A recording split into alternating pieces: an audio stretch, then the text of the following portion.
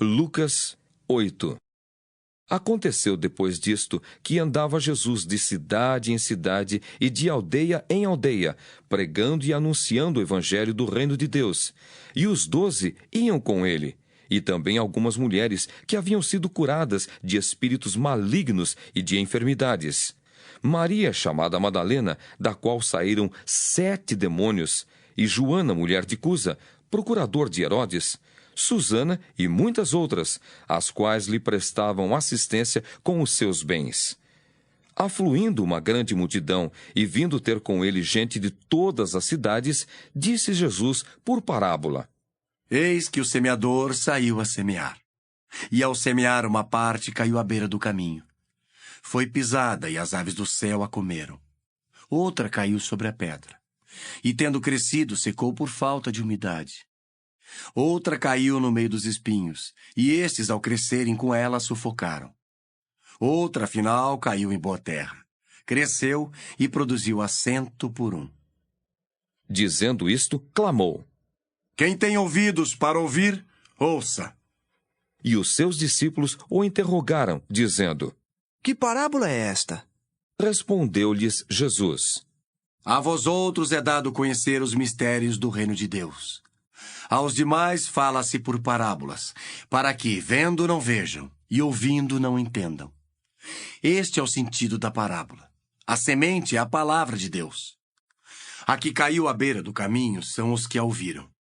Vem a seguir o diabo e arrebata-lhes do coração a palavra, para não suceder que, crendo, sejam salvos.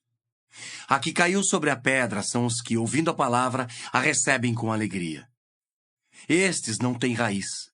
Creem apenas por algum tempo, e na hora da provação se desviam. A que caiu entre espinhos são os que ouviram, e no decorrer dos dias foram sufocados com os cuidados, riquezas e deleites da vida. Os seus frutos não chegam a amadurecer.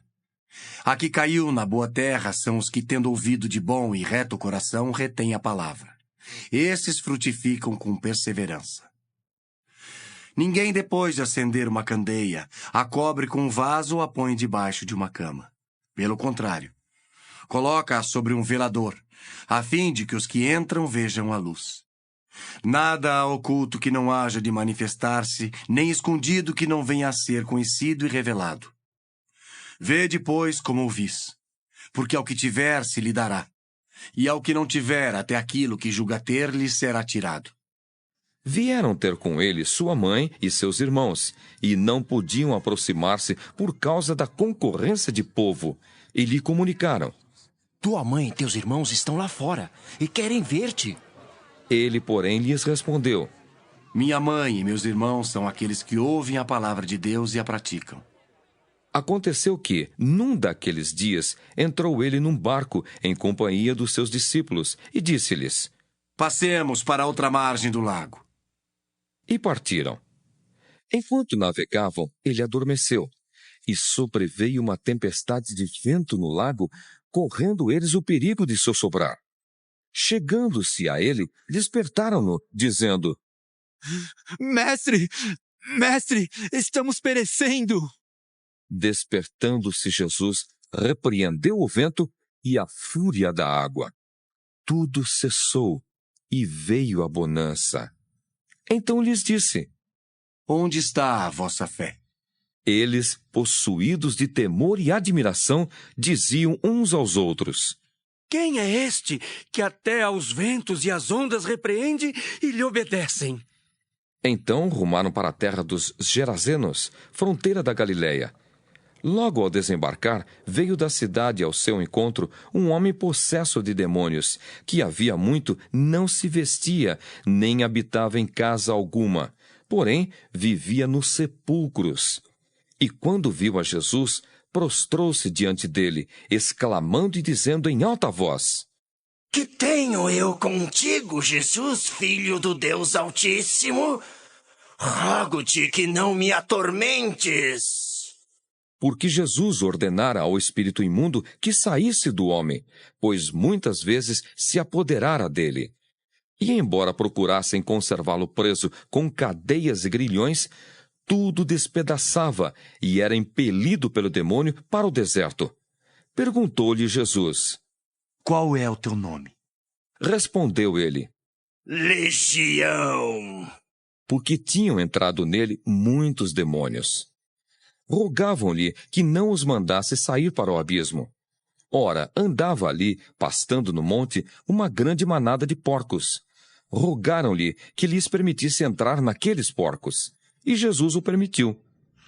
Tendo os demônios saído do homem, entraram nos porcos, e a manada precipitou-se despenhadeiro abaixo, para dentro do lago, e se afogou. Os porqueiros, vendo o que acontecera, fugiram, e foram anunciá-lo na cidade e pelos campos. Então saiu o povo para ver o que se passara, e foram ter com Jesus. De fato, acharam o homem de quem saíram os demônios, vestido em perfeito juízo, assentado aos pés de Jesus, e ficaram dominados de terror. E algumas pessoas que tinham presenciado os fatos contaram-lhes também como fora salvo o endemoninhado. Todo o povo da circunvizinhança dos Gerazenos rogou-lhe que se retirasse deles, pois estavam possuídos de grande medo. E Jesus, tomando de novo o barco, voltou. O homem de quem tinham saído os demônios rogou-lhe que o deixasse estar com ele. Jesus, porém, o despediu, dizendo: Volta para casa e conta aos teus tudo o que Deus fez por ti. Então foi ele anunciando por toda a cidade todas as coisas que Jesus lhe tinha feito. Ao regressar Jesus, a multidão o recebeu com alegria, porque todos o estavam esperando. Eis que veio um homem chamado Jairo, que era chefe da sinagoga, e prostrando-se aos pés de Jesus, lhe suplicou que chegasse até a sua casa, pois tinha uma filha única de uns 12 anos que estava à morte. Enquanto ele ia, as multidões o apertavam. Certa mulher que havia 12 anos vinha sofrendo de uma hemorragia e a quem ninguém tinha podido curar, e que gastara com os médicos todos os seus haveres. Veio por trás dele e lhe tocou na orla da veste, e logo se lhe estancou a hemorragia. Mas Jesus disse: Quem me tocou? Como todos negassem, Pedro, com seus companheiros, disse: Mestre, as multidões te apertam e te oprimem, e dizes, quem me tocou? Contudo, Jesus insistiu. Alguém me tocou, porque senti que de mim saiu o poder. Vendo a mulher que não podia ocultar-se, aproximou-se trêmula e, prostrando-se diante dele, declarou, à vista de todo o povo, a causa por que lhe havia tocado e como imediatamente fora curada. Então lhe disse: Filha, a tua fé te salvou. Vai-te em paz. Falava ele ainda quando veio uma pessoa da casa do chefe da sinagoga, dizendo: Tua filha já está morta. Não incomodes mais o mestre.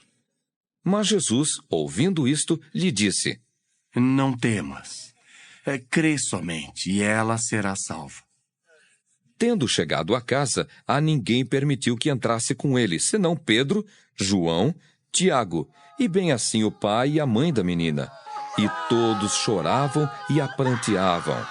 Mas ele disse: Não choreis. Ela não está morta, mas dorme. E riam-se dele, porque sabiam que ela estava morta. Entretanto ele, tomando-a pela mão, disse-lhe em voz alta: Menina, levanta-te. Voltou-lhe o espírito, ela imediatamente se levantou, e ele mandou que lhe dessem de comer. Seus pais ficaram maravilhados, mas ele lhes advertiu que a ninguém contassem o que havia acontecido.